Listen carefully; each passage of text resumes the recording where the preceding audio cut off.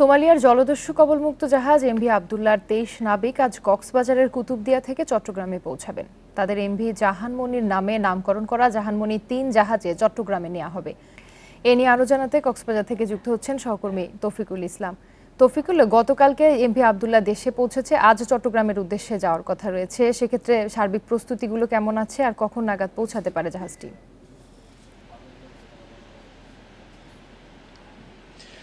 Somalian জলদস্যুদের হাতে আটক থাকা যে এমভি আবদুল্লাহ গতকাল সন্ধ্যায় কুতুবদিয়া চ্যানেলে প্রবেশ করে এবং এরপরেই আপনি জানেন দুবাই থেকে পাথর নিয়ে তারা কুতুবদিয়ায় এসছে এবং এখন পর্যন্ত সেই পাথর খালাসের কাজ চলছে যে এমভি আবদুল্লাহর জাহাজ থেকে।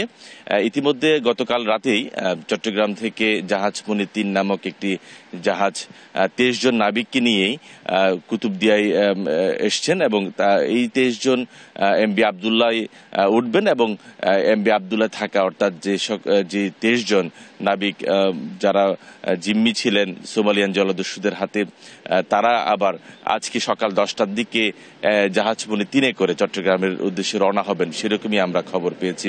তবে এখনো পর্যন্ত যে তাদেরকে যে ফিরিয়ে নেয়ার যে আনুষ্ঠানিকতা সেটি করছে জাহাজ কর্তৃপক্ষ।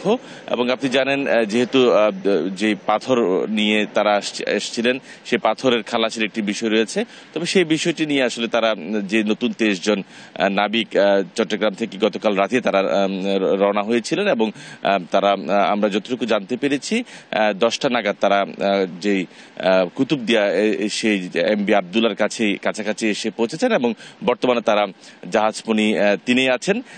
যে ২৩ জন এমভি আবদুল্লাহর জাহাজে উঠবেন এবং এমভি আবদুল্লাহ থেকে যে মুক্তিদশা থেকে যে ফেরত আসা ২৩ জন, তারা আজকে সকাল 10টার দিকে রওনা হওয়ার কথা রয়েছে। তবে এখনো পর্যন্ত আপনারা জানেন সাগর উত্তাল থাকার কারণে কিছুটা তাদের ব্যাগ পেতে হচ্ছে, খালাস বা অন্যান্য যে কার্যক্রম সেটি।